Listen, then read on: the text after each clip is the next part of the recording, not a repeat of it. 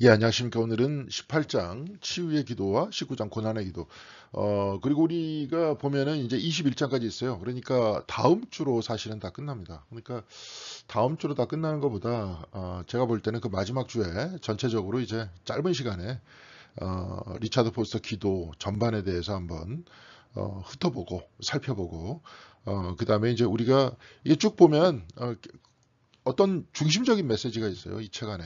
그러니까 기본적인 것은 이제 우리가 단순 기도 얘기했을 때 하나님과의 친밀이라든지 간구 기도했을 때 하나님과 가까워지는 것이라든지 뭐 침묵 기도를 통해서는 우리가 하나님 안에 있다는 그런 믿음을 가지고 완전히 우리를 침묵하고 자기를 비우는 뭐 이런 형태의 기도가 있죠. 묵상 기도를 통해서 하나님의 말씀이 우리 안에 거해서 그 묵상 안에서 자연스럽게 기도가 되게 되는 뭐 이제 이런 틀이 있어요. 그러니까 커다랗게 제가 볼 때는 소리를 내서 하는 기도를 통해서 하나님과 친밀해지고 그 다음에 침묵을 통해서 친밀해지고 말씀을 통해서 친밀해지는 것. 결국은 모든 형태의 어떤 핵심은 친밀함에 있는 거예요. 근데 그 친밀함에서 끝나는 게 아니라 특별히 이제 위로 향하는 기도 이를 통해서 실질적으로 그런 어떤 하나님의 어떤 이적이라든지 역사가 일어납니다. 우리가 이 책을 통해서만 보는 게 아니라 우리가 신앙생활 하다 보면 주변에서 이런 일이 일어나죠. 그러니까 이런 일이 또 일어나서 거기에 또 너무 집착을 하다 보면 어떻게 됩니까? 이적에 집착을 하다 보면 모든 형태가 그러니까 하나님을 향해서 끊임없이 내가 발전해 올라가는 그러한 모습이라든지 하나님의 사역이 나를 통해서 이루어지는 것에 초점을 갖는 게 아니라 그 이적에만 초점을 맞추다 보니까 결국은 그것이 중심이 돼서 뭐 이제 나중에 이제 이상한 사람이 있으면 뭐 사이비 같은 경우에 그런 걸로 뭘 만드는 거죠. 이상하게 잘 일어나지도 않으면 이제 자꾸 가짜로 뭘 만들기도 하고 막 이런 현상이 벌어지는 겁니다. 근데 사실은 치유의 기도 속에서도 리차드 포스터가 이야기를 했지만 내가 치유하는 게 아니지 않습니까? 하나님께서 나를 통해서 치유하는 거지. 결국은 하나님께서 치유하는 거잖아요.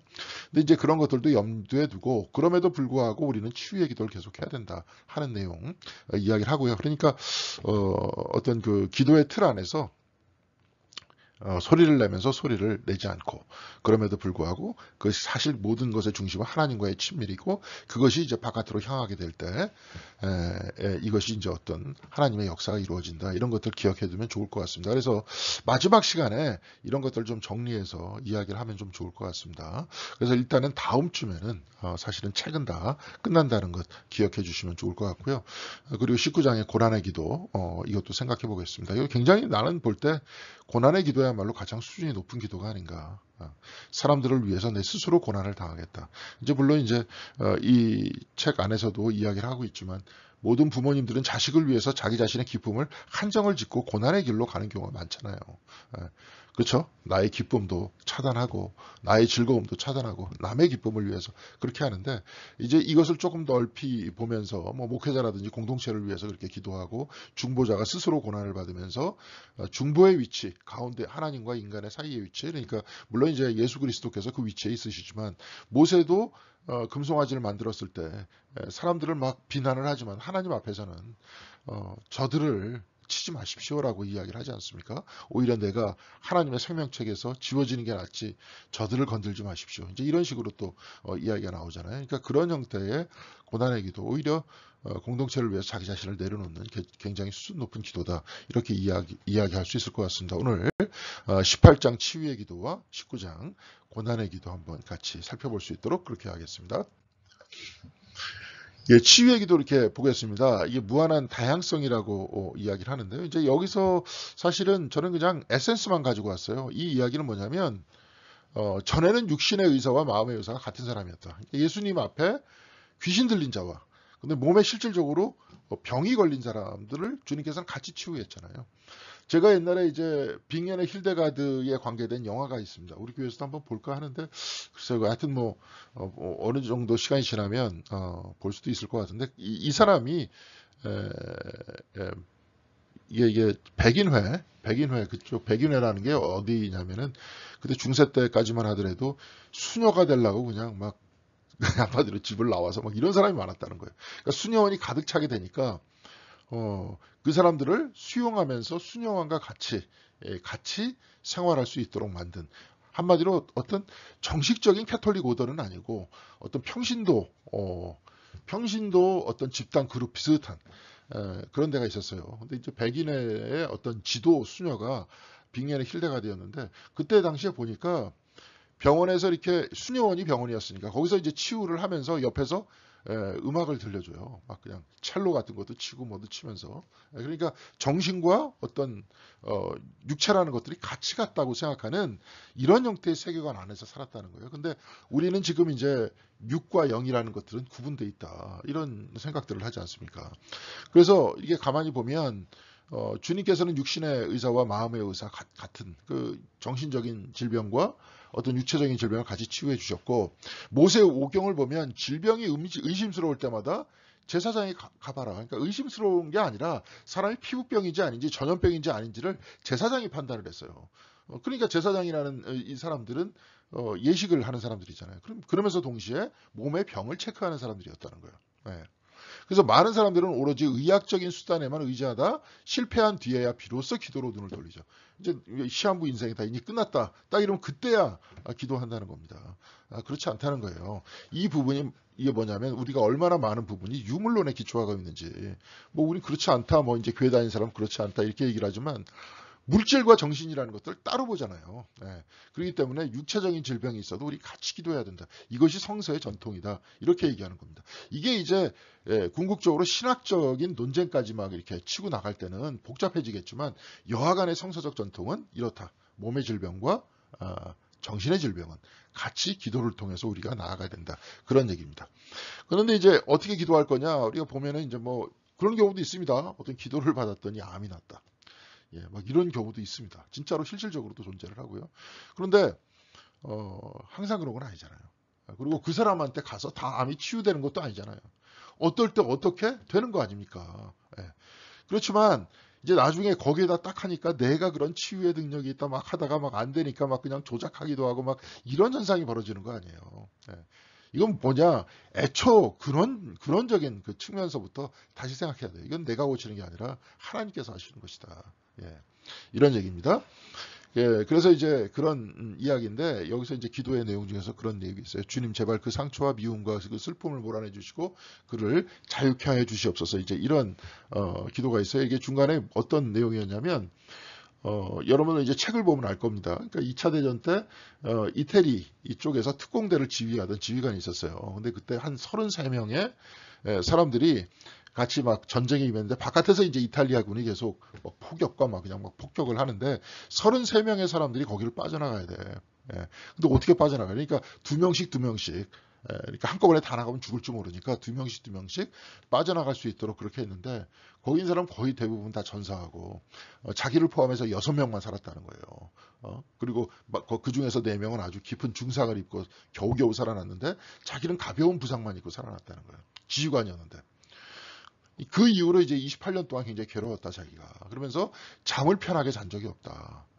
그러면서 하나님께 좀 나와라 이렇게 리차드 포스터가 얘기했더니 좀 힘들 것 같다. 그래서 그 사람을 위해서 이제 기도해 줬다는 내용입니다. 그 내용이 이제 주님 제발 그 상처와 그 미움과 슬픔을 몰아내 주시고 그를 자유케 해 주십시오. 이렇게 기도를 했더니 리차드 포스터가 이제 기도를 그냥 해준 것 뿐이죠. 근데 나름대로 간절히 기도를 했습니다. 그랬더니 한 일주일 후에 그분이 28년 만에 처음으로 깊이 잠을 잤다. 날이 편하게 잠을 잤다. 그러면서 이제 기도의 힘을 느끼게 됐다. 그러면서 이제 하나님께로 돌아왔다. 그런 내용입니다. 근데 이렇게 될 때도 있죠. 근데 안 될 때도 있어요. 그렇지만 여하간에 특별히 목회자라든지 여러분들 저 주변에 있는 분들이 이 속회 때 기도할 때는 기도를 해줘야 되는 거예요. 간절한 마음으로 기도를 해줘야 됩니다. 그를 통해서 어느 순간에 하나님의 역사가 일어날 수도 있잖아요. 그렇게 기도해 주는 거예요. 그래서 예수님의 치유 사역은 전 인격적 치유다. 그러니까 귀신 들린 자들도 내보내 쫓아냈고 바디메오도 눈이 열렸는데 바디메오도 그 자리에서 예수님을 쫓았다 그러잖아요. 제자가 됐다는 거 아닙니까? 이제 그 내용이잖아요. 그러니까 전 인격적 치유다 이런 얘기고요. 여러분이 처음 치유를 위한 기도를 배우려면 암이나 이제 관절염 같은 너무 어려운 질병으로 시작하지 마시고 좀더 가난이 아니라 간단입니다. 간단. 죄송합니다. 간단한 것부터 시작하십시오. 그런 이야기를 하고 있습니다. 그러니까 이거 왜냐하면 뭐 그렇게 해갖고 내 능력이 커진다 그런 게 아니라 간단한 것부터 내가 이제 예를 들어서 뭐 감기라든지 뭐 여기서도 이제 그 다음에 나와요. 뭐 감기라든지 두통이라든지 귀통증이라든지 이런 것들을 통해서 계속 기도하면서 뭐예요? 하나님과 친밀함을 느끼면서 이 친밀함 속에서 어떻게 치유가 이루어지는 것을 내가 체험하게 될 거 아니에요. 간단한 것부터 시작해서. 예. 그러면서 하나님과 더욱더 가까워지고 그러면서 점점 기도의 치유 사역들이 넓혀질 수 있다. 이런 얘기입니다. 예. 그러니까 이거 사실은 목회자인 저한테 이렇게 이야기를 하는 것 같습니다. 예, 가끔 그런 이야기들이 일어나는데 저 같은 경우에도 그래요. 이제 신학을 전문적으로 공부했던 이 사람들 같은 경우에 신학이다 이렇게 얘기를 하면 굉장히 또 필요한 부분이기도 합니다. 신학. 예, 신학이다 이렇게 쭉 얘기를 하면 굉장히 중요한 건데 교회에서 이제 저도 많이 이 부분을 강조하는데 근데 이 학이다 이렇게 얘기하면 일종의 굉장히 어떤 과학적인 거예요. 과학적이라는 건 뭐냐면 어떤 도식이라든지 이론에 의해서 반복적으로 일어나는 것들을 보는 거 아닙니까? 그러니까 이제 신학이다 이렇게 얘기를 하면 이 얘기를 하려고 하는 거예요. 그러니까 이런 형태의 어떤 신학적 구조와 틀을 통해서 우리가 하나님과 반복적인 친밀함과 또 하나님께서 사랑과 정의의 삶을 살라 그러면 사랑과 정의의 삶을 반복적으로 내가 살기 위해서 어떤 구조를 내가 이해하고 그 구조대로 살아야 되는지 여기서 얘기하는 게 이제 신학이잖아요. 근데 이렇게 얘기하다 보니까 치유 사역 같은 경우에 반복적으로 일어나지는 않지 않아요. 그러니까 이제 이런 것들은 좀 멀리하게 됩니다. 근데 분명한 것은 임상적으로 우리가 예배를 드리거나 우리가 신앙생활을 할 때 이런 일은 벌어진다는 거죠. 네. 그러니까 이런 것들도 좀 생각을 좀 해야 된다. 이런 얘기입니다. 근데 이제 여기서 당혹스러운 질문이 분명히 있어요. 왜냐하면 여기도 학문적인 이야기처럼 반복적으로 그냥 구체적으로 계속 일어나는 게 아니라 안 일어날 때도 있단 말이에요. 네? 그러니까 기도를 해도 치유가 일어나지 않는 경우 어떻게 할 거냐. 네. 그리고 이제 여기서도 이제 그 책 안에서는 그럼에도 불구하고 나는 기도할 것이다. 그런 얘기를 합니다. 근데 어떠한 상황 속에서 기도를 받고 있는 사람들에게 이제 거기서 그런 얘기예요. 막 치유가 일어나지 않으면 뭐라고 옛날에 막 얘기했잖아요. 너희가 믿음이 없어서 그렇다 막. 그런데 이런 말을 하면 안 된다는 거예요. 어떠한 상황 속에서도 기도를 받는 사람들에게 그들이 고침을 받지 못하는 것이 그들의 잘못 때문이라든지 믿음이 없어서 그렇다든지 그들 속에 어떤 죄가 있어서 기도를 방해한다든지 아니면 그와 유사한 것 때문이다. 이렇게 얘기하지 말라는 거예요. 그러니까 요한복음 9장 2절에 이런 얘기 있잖아요. 선생님 날 때부터 이제 소경된 사람을 딱 봤어. 제자들이. 그러니까 선생님 이 사람이 눈먼 사람으로 태어난 것이 누구의 죄 때문입니까? 이 사람의 죄입니까? 부모의 죄입니까? 이렇게 제자들이 묻잖아요. 그런데 주님께서는 그렇게 말씀하지 않으세요. 예수께서 대답하셨다. 이 사람이 죄를 지은 것도 아니요. 그의 부모가 죄를 지은 것도 아니다. 하나님께서 하시는 일을 그에게 드러나시려는 것이다. 그러면서 그를 치유해 주시잖아요. 그러니까 사람을 비난하면 안 되는 거야. 이제 우리는. 일은 일어날 수도 있고 일어나지 않을 수도 있어요. 그렇지만 우리는 기도하는 것뿐이에요. 예. 우리가 할 일은 뭐예요? 긍휼을 베푸는 일이다. 그러면서 긍휼이라는 것은 뭐 내장이다, 뭐 자궁이다, 뭐 자비이다, 뭐 창조이다 이런 이야기도 있는데 사실은 내장이라든지 자궁이라는 뜻이 있어요. 아이가 태어날 때 엄마 배가 아프고 아이도 고통스럽잖아요. 같이 고통스러우면서 새 생명이 탄생하는 거잖아요. 네. 그러니까 이제 긍휼이라는 것들이 그래서 라하멘이라고 그래가지고 거기서부터 나온 거예요. 우리는 그들의 아픔을 공유하면서 같이 기도하는 거예요. 적어도 치유는 있을지 없을지 몰라도 우리는 마음을 소통할 수 있어요. 그리고 또 치유의 기도를 들었던 바로 그 사람은 용기를 얻을 수는 있어요. 그러니까 우리는 잃는 거는 없는 거예요. 그러다가 치유가 이루어지면 하나님께 감사하면 되는 겁니다. 이제 그런 이야기를 하죠. 그러면 이제 치유 기도를 어떻게 할 거냐? 이제 그 중에 하나가 이제 안수 기도죠. 근데 안수 기도는 굉장히 많이 나왔어요. 뭐 예수께서는 병자들을 안수하셨다. 마가복음 6장 5절. 베세드에서 눈먼 사람들에게 두 번의 안수를 통해서 치유해 주셨다. 안수 그 자체로는 병을 고치지 못해요. 그렇죠? 중요한 거는 병자들을 고치시는 분은 그리스도이시라는 거예요. 나는 하늘의 생명력을 흐르게 할 수 없지만 또한 막을 수도 없다. 뭐 이런 얘기입니다.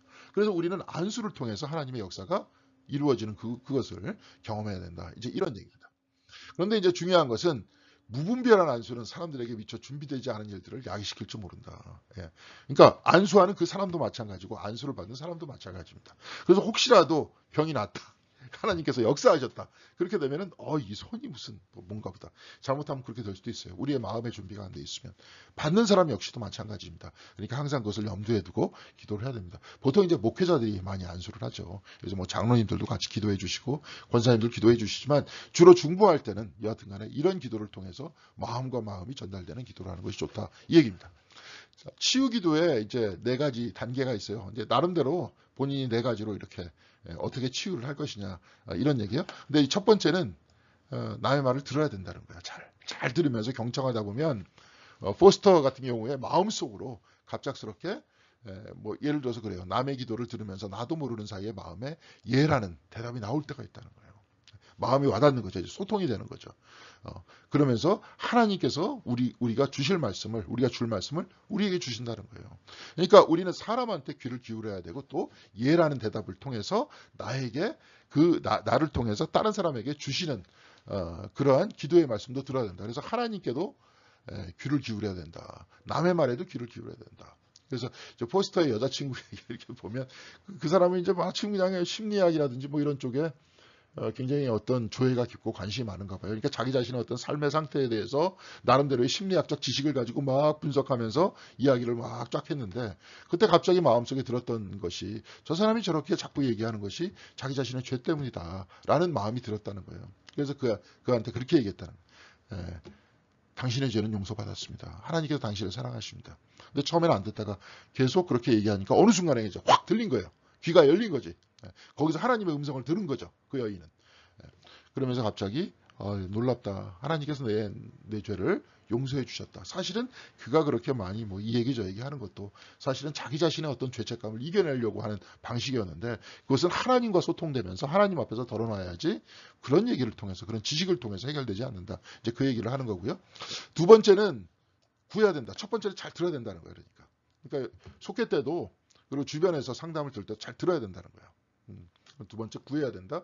전능하신 하나님께 나는 매우 힘차게 이제 간구했다는 거예요. 내가 기억해낼 수 있는 모든 약속을 성경을 이용하며 그 기도를 응답해달라고 기도했다는 건데, 이게 뭐냐면 프랭키라는 아이가 점점 시력을 잃어가는 거예요. 병원에서도. 왜 그런지 모르겠다. 이게 꼬마애가 시력을 잃으면 일평생 어떻게 되는 겁니까? 그냥 정말 불행하게 인생을 사는 거잖아요. 그러면서 전능하신 하나님께 굉장히 힘차게 간구했다는 거예요. 자기는. 그냥 오로지 하나님께 매달리면서 기도했다. 근데 일주일 후에 아이의 시력이 기적적으로 회복이 됐다는 거예요. 자기의 또 체험인 거예요, 이게. 그러니까 아까도 얘기했지만 과학적인 반복에 의해서 이것이 나타나지는 않지만 이런 식으로는 분명히 또 나타난다는 거예요. 그런다고 해서 항상 리차드 포스터가 기도하면 이런 현상이 일어나냐? 그건 또 아니죠. 그러니까 이제 이런 것들을 잘 봐요. 그렇지만 계속 이런 현상이 일어나니까 우리는 기도해야 된다는 거예요. 치유하시는 분은 하나님입니다. 이런 얘기고요. 또한 우리는 믿어야 된대요. 마가복음 9장 24절에 그 간질이 걸린 아이였죠. 그러니까 이제 못된 귀신에 의해서 애가 자꾸 이렇게 발작을 일으키고, 어느 때는 애가 물에 뛰어들게 하고, 어느 때는 불에 뛰어들게 한다. 그러니까 이제 예수님께서 고쳐주겠다 그러니까 할 수 있으면 당신이 좀 고쳐달라, 이런 얘기를 하거든요. 그러니까 이제 예수님께서 할 수 있으면이 무슨 소리냐, 믿는 자에게 능치 못할 일이 없다, 이런 말씀을 하시니까 그 아버지가 그렇게 얘기하죠. 내가 믿습니다. 믿음 없는 나를 도와주십시오. 사실 이 기도가 간절한 기도죠. 내가 믿습니다. 믿음 없는 나를 도와달라. 그때 하나님께서 이제 도움을 주시겠죠. 믿음 없는 나를 도와주십시오.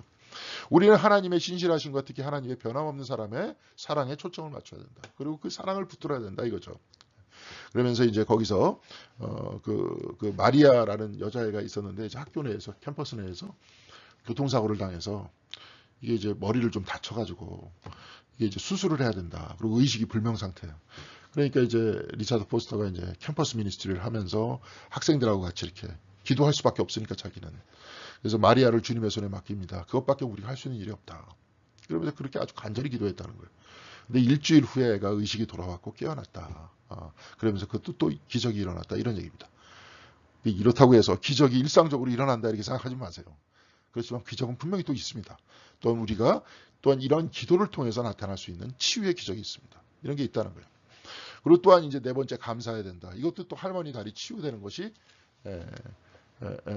또 간증적으로 얘기를 하더라고요. 그러니까 굉장히 어떤 목회자 집안에서 태어난 신앙의 이력이 좋은 그 집안에서 태어난 할머니였는데, 어릴 적부터 다리를 절어가지고 지팡이를 짚고 다녔대요.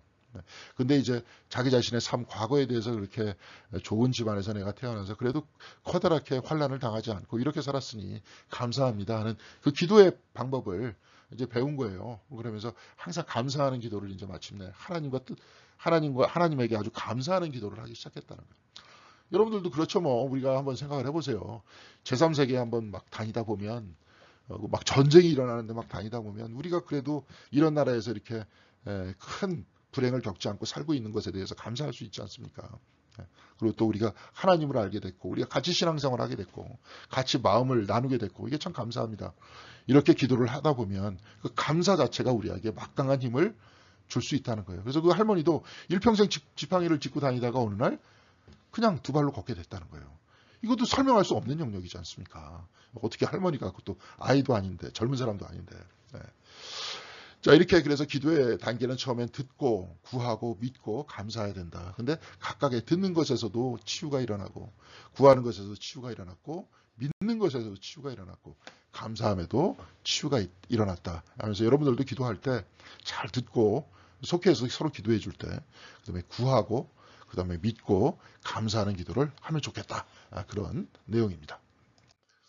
그래서 건강한 회의와 건전한 믿음이에요. 이제 회의 얘기는 어거스틴이 그 사람이 굉장히 이성적인 사람이었으니까 학자였으니까 치유의 기도를 굉장히 의심했던 거예요. 근데 그 신국을 쓸 때쯤에 예배 중에 이적이 일어나는 체험을 해요. 여러분들 그 책의 내용을 보면 그 이적의 내용이 나올 겁니다. 갑자기 막 발작 증세를 일으키는 그것이 예배 중에 이제 치유를 얻는 것을 봤는데 이 신국을 쓸 때 이 신국에 이런 글을 썼다는 거예요. 교회 안에서 이런 기적이 일어났다.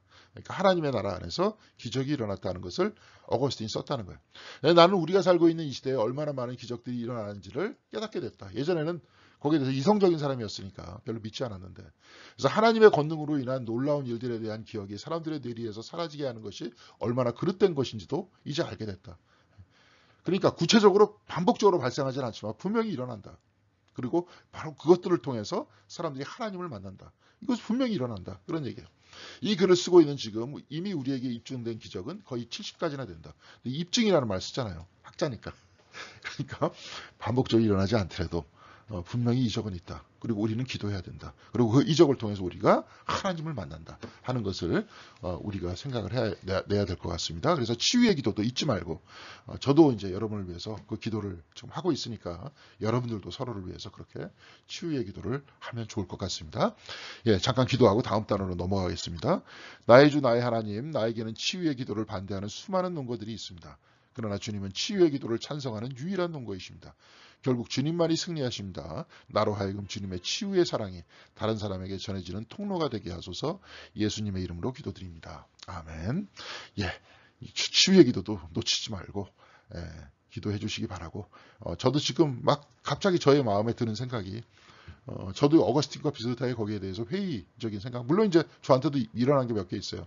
근데 거기에 대해서 그런 자꾸 생각이 드는 게 반복적으로 일어나는 일이 아닌데 마치 자기가 반복적으로 일으킬 수 있다라고 이야기하는 사람들이 주변에 있었기 때문에 그 사람들의 어떤 삶의 모습에 대해서 실망했기 때문에 그런 생각이 드는 것 같아요. 근데 그럼에도 불구하고 예수 그리스도를 붙들고 치유의 기도를 놓치지 않는 여러분이 되시길 바라겠습니다.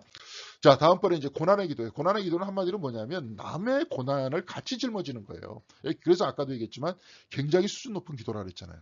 그래서 고난의 기도는 한마디로 뭐냐면 이 기도에서 우리는 우리가 직면하는 많은 어려움과 시련을 하나님께 맡기고 하나님께서 구속하여 사용하시기를 원한다는 거예요. 근데 하나님께만 맡기는 게 아니라 내가 그들의 고난에 동참하는 겁니다. 용서하는 것도 고난에 동참하는 거예요. 이게 힘든 겁니다. 자, 더 큰 예시는 없다. 이게 최고의 구속 사건은 누가복음 23장 34절에 기록된 아버지 저 사람들을 용서해 주십시오. 저 사람들은 자기네가 무슨 일을 하는지 알지 못합니다. 이렇게 이제 주님께서 기도하셨잖아요. 그는 그리스도는 우리를 그의 고난 속에 참여하도록 또한 초청하셔요. 십자가를 지면서 누구든지 나를 따라오려거든 자기 십자가를 지고 나를 따르라 그러잖아요. 주님의 고난에 동참하라 그러지 않습니까? 그 고난은 뭐예요? 그냥 고난 이거 뭐예요? 이제 나는 여러분을 위해서 고난받는 것을 기쁘게 여기고 그리스도의 남은 고난을 그의 몸 곧 교회를 위하여 내 육신으로 채워가고 있습니다. 이게 골로새서 1장 24절인데 여러분을 위해서 고난을 받는 거잖아요. 그러니까 고난 그 자체를 위해서 고난을 받는다. 이렇게 얘기하다 보면 이게 이제 세디스트라 그러죠. 세디스트. 예? 메조이스트라 그러잖아. 남의 고난을 막 쾌감으로 기쁨으로 느끼는 사람. 자기 자신의 고난을 기쁨으로 느끼는 사람. 예? 옛날에도 이제 한번 말씀드렸던 것 같아요. 하인리 수소라고 에카르트를 잘못 이해했던 그의 제자가 있었는데 이제 에카르트가 자기를 비워라 내려놔라 이 이야기를 고난이다 금욕이다 이렇게 얘기하다 보니까 나중에 이제 항상 그 사람은 갑옷을 입고 다녔다 그래. 그래서 그 갑옷 안에 못을 이제 거꾸로 이렇게 박아가지고 이게 갑옷이 무거우니까 못이 몸을 찌르겠죠. 그런데 나중에 옷을 벗고 거기다 식초를 또 버. 예? 그러니까 자기 육이라는 게 자기를 자꾸 미혹하니까 육체를 학대하는 거예요. 그러다가 나중에 하나님의 음성을 듣죠. 더 이상 너의 몸을 학대하지 말아라. 예. 육은 곧 하나님의 성전이잖아요. 예. 그런 얘기예요.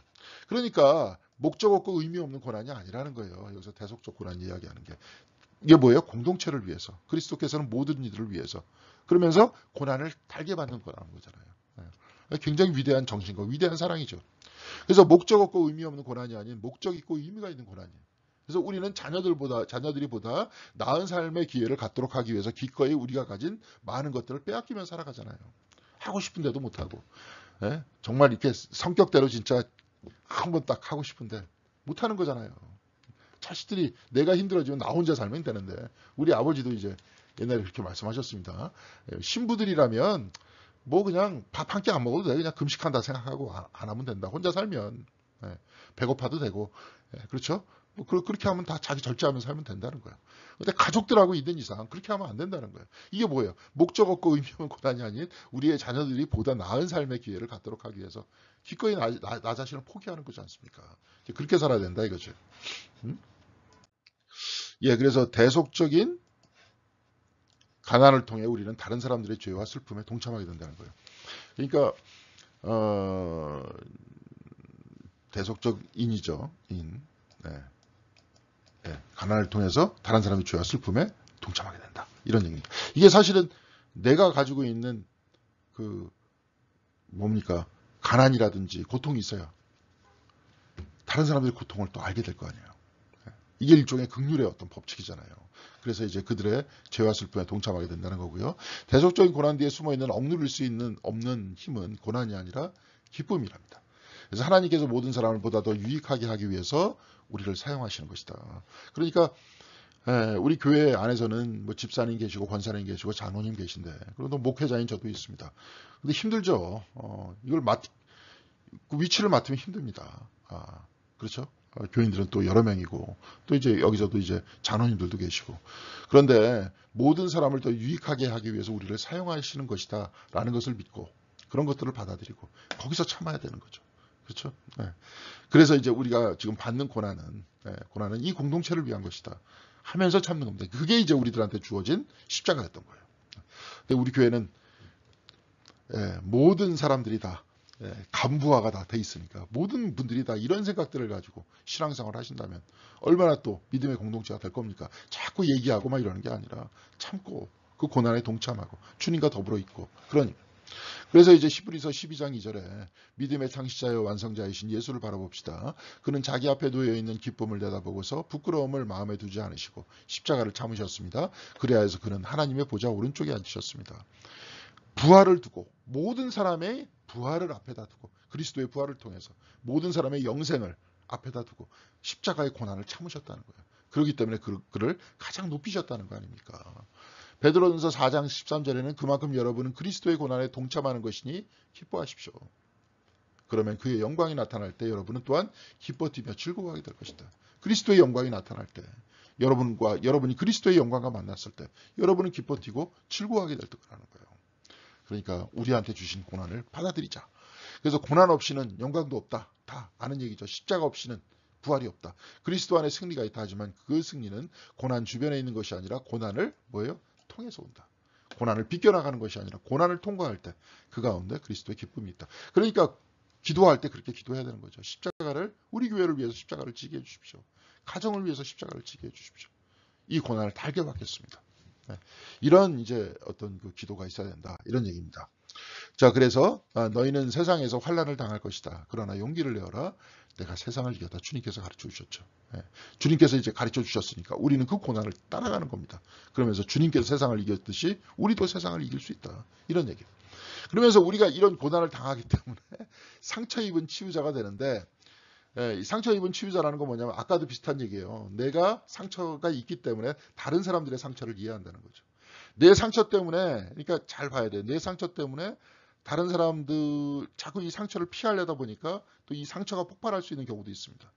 그렇지만 이 상처를 통해서 다른 사람의 상처를 이해하려고 하는 그 마음이 있어야 되는 거예요. 모든 사람도 상처가 있죠. 교회 일하다 보면 상처가 있어요. 그런데 이 일을 통해서 다른 분들의 교회 일을 통한 아픔을 우리가 이해하면서 같이 기도해 줄 수 있잖아요. 여기서도 이제 목사 딸이었던 그 여인이 있었는데 이제 이 사람을 위해서 기도를 해주는데 아버지는 굉장히 훌륭한 사람이었나 봐요. 또 훌륭한 목사였는데 목사들 뭐 이런 이야기죠. 목사였기 때문에 당연히 당하는 소리는 교인들 수군거리는 소리 다 들어야 되고 혹시라도 그게 이제 귀에 들어오면 상처 입어야 되고 그런 거 아닙니까? 이제 이런 이야기를 다 알고 있기 때문에 힘들어했던 거예요. 이 여인이. 근데 포스터도 알잖아요. 자기도 이 위치에 있기 때문에.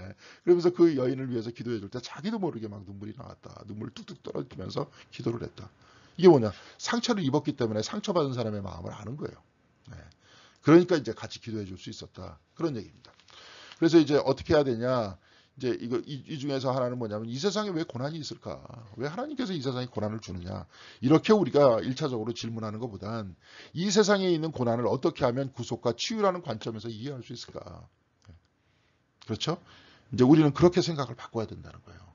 그래서 이제 아까도 얘기했지만 모세의 중보자의 고난을 우리에게 이야기를 해줘요. 사람들이 이제 고난을 받는 그 모습을 보면서 모세는 막 자기도 분노했죠. 사람들이 막 자기가 십계명 받으러 위로 올라갔는데 사람들은 밑에서 금송아지나 만들고 있고 하니까 얼마나 화가 났습니까? 그럼에도 불구하고 막 모세가 화를 내면서 막 그들에게 징벌을 내리는데 그렇지만 하나님께서 막 쟤네들 다 이제 필요 없고 너로부터 새로운 민족을 다시 시작할게. 아브라함부터 새로운 민족 시작했는데 쟤네들 안 되겠어. 나 포기하고 너로부터 새로운 민족 시작할 테니까 다 버려. 이렇게 얘기하니까 모세가 안 된다고 또 그러지 않습니까?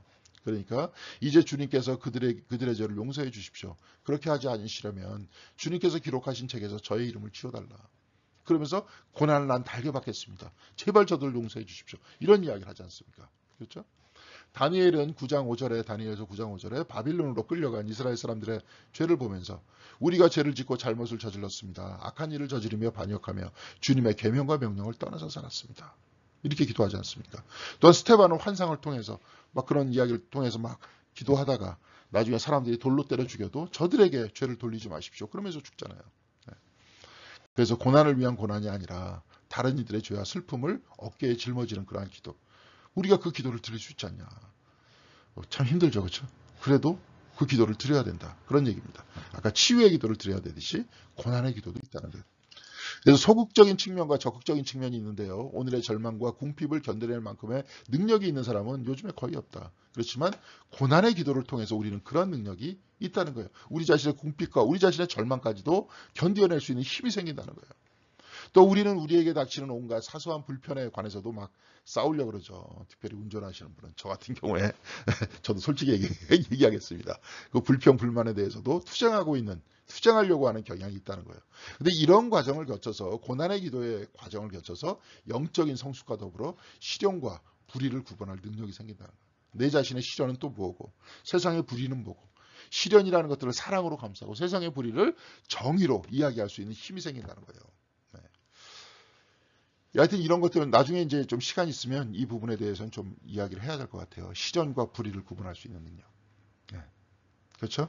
교회 내에서 지금 그 교회라든지 거기서 제가 볼 때는 이런 이념상의 문제가 생겨나는 전 문제 중에 하나가 시련과 불의를 구분할 수 있는 능력이 없어서 나 자신에 대한 이익과 공공의 이익을 구분할 수 있는 능력이 없어서 교회 내에서 나 자신의 이익만을 위해서 기도했었던 것들이 너무 습관이 되어서 나 자신의 이익이 선이라고 생각하는 그 생각.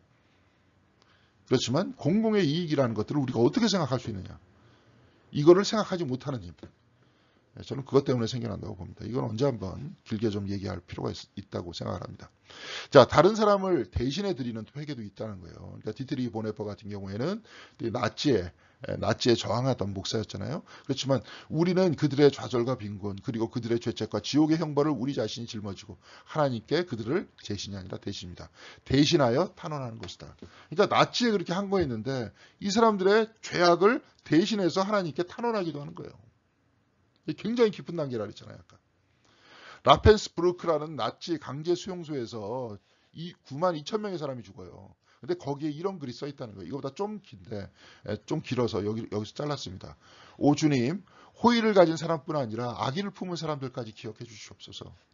그들이 우리에게 끼친 고난을 기억하지 마시고 그 고난으로 인해 우리가 얻은 열매도 기억하여 주시옵소서. 이렇게 기도하잖아요. 용서하면서 그들의 잘못을 대신해서 회개하지 않습니까? 이런 정신이 필요한 거예요. 우리나라에서도 가만히 보니까 이런 형태의 어떤 깊은 기독교 문화가 없기 때문에 제가 볼 땐 그렇습니다. 그러니까 그냥 증오하면 끝까지 증오하잖아요. 근데 제가 보니까 적들을 위해서, 나와 다른 사람들을 위해서 이렇게 기도하는 이 기도의 전통이 있으니까 이것이 고난과 회개를 짊어지는 기도였다는 거예요.